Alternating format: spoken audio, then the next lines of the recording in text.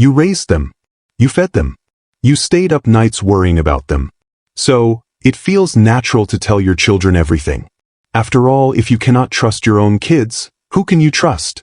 But here is a truth that took most men a lifetime to learn, and some learned it in the most painful way possible. There are things you should never tell your children. Not because they are bad people. Not because you do not love them. But because some information changes how people treat you. Even people who love you. Especially people who love you.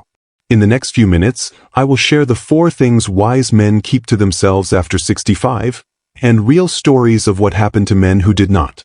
The 4th one is the one that breaks the most hearts, so stay with me. Before we start with, if you are over 65 and watching this, drop a comment with the state you are watching from. This community grows one honest man at a time, and I read every comment. Let us begin. The first thing you should never fully share is exactly how much money you have. Not your savings. Not what the house is worth. Not what is in the will. Now, before you say, my kids aren't like that, listen to Earl's story. Earl, 72, from Indiana. Steel worker for 38 years. Careful man, saved well. He had 2 sons, both good boys, both with families of their own. One Thanksgiving, feeling proud and warm, Earl told them everything. The savings. The paid-off house. The small lake cabin. He thought he was giving them peace of mind. What he gave them was a countdown clock. Nothing changed overnight. That is not how it works. It changed slowly. His younger son started borrowing $5,000 here, $8,000 there, always with a reason, never with a payback.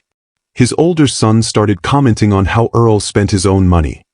Dad, you're buying a new truck. At your age. Suddenly, Earl's money had 2 extra managers. And when he said no to a loan for the first time, his younger son did not call for 3 months. Here is the hard truth. When your children know exactly what you have, some part of their mind, even a small, quiet part, starts seeing it as already theirs. And every dollar you spend on yourself starts to feel, to them, like a dollar taken from them. That is not evil. That is just human nature. But you do not have to feed it. What should you do instead? Keep it simple. If they ask, you say, I'm taken care of. You don't need to worry about me. That sentence is a gift to them and to you. You will say the rest when the time comes. A wise man's wallet, like his heart, opens by choice, not by pressure. Now, the second thing is not about money at all. It is about words. One specific kind of word that quietly destroys families from the inside. Never tell one of your children what bothers you about the other one. It feels harmless. You are frustrated with your daughter, so you vent to your son. Your son forgot your birthday, so you mention it to your daughter with that little sigh. You are not gossiping, you tell yourself. You are just talking to family about family. But listen to what happened to Thomas, 69, from Missouri. Thomas had 3 kids. Over the years, without even noticing, he had built a habit. To his oldest, he would complain about the middle one. To the middle one, about the youngest. Trivial things. Your brother never calls. Your sister only visits when she needs something. Each comment felt tiny. Harmless. True even. Then came his 70th birthday dinner, and one wrong sentence lit the fuse. The middle son mentioned something Thomas had said about him, something the oldest had passed along. Within 10 minutes, 30 years of little comments came pouring out at that table. Every child, it turned out, knew exactly what Thomas had said about them behind their backs. The birthday ended with 2 cars leaving early and a silence that lasted a year. Here is what Thomas learned too late. Everything you say about one child eventually reaches that child. Not this year. But it arrives, and when it arrives twice as heavy. And something else. The child you are complaining to also learns something. So this is what Dad says about us when we're not in the room. Your job at this stage of life is to be the one place in the family where no poison flows. When one child complains to you about another, you listen and you say, he's your brother. Talk to him. When you are frustrated with one of them, that frustration goes to your wife, your best friend, or your own journal, never to a sibling. The father who speaks well of each child to the others, or says nothing at all, becomes the glue of the family. And glue is respected long after strength is gone. The third thing is one most men have never even thought about. But once you hear it, you will see it everywhere. Pause for a moment. If the first two hit close to home, you are not alone. Thousands of men your age are nodding right now.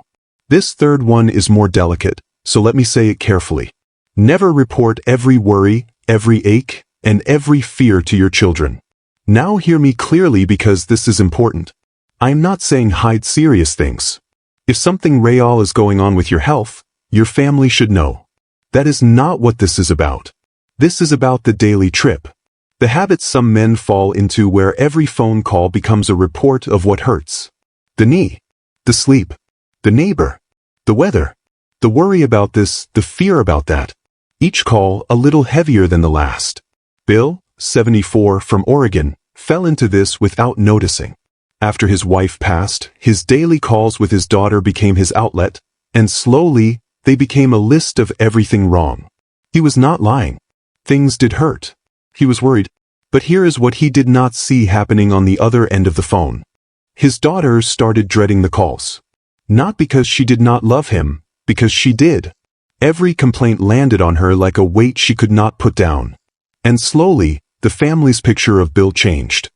He stopped being dad and became poor dad.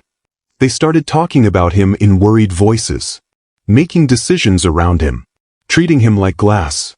One day his grandson asked, "Is Grandpa okay?" And his daughter answered, "You know Grandpa. There's always something." That is what the drip had bought him. Always something. Bill turned it around with one simple rule. Before every call, he would think of one good thing to share. The tomatoes are coming in. A funny thing at the barbershop. A movie he liked. He still shared real problems when they were real. But he stopped narrating every shadow. And within months, the calls changed. His daughter started calling more, not less. His grandkids lingered on the phone. Because here is the truth. Your children cannot be your everyday cushion, and it is not fair to ask them to be. Share the real storms. Carry the daily drizzle yourself or share it with men your own age who understand it. That is not pride. That is leadership, the last and longest kind a father does. And now, the fourth thing. The one I said breaks the most heart.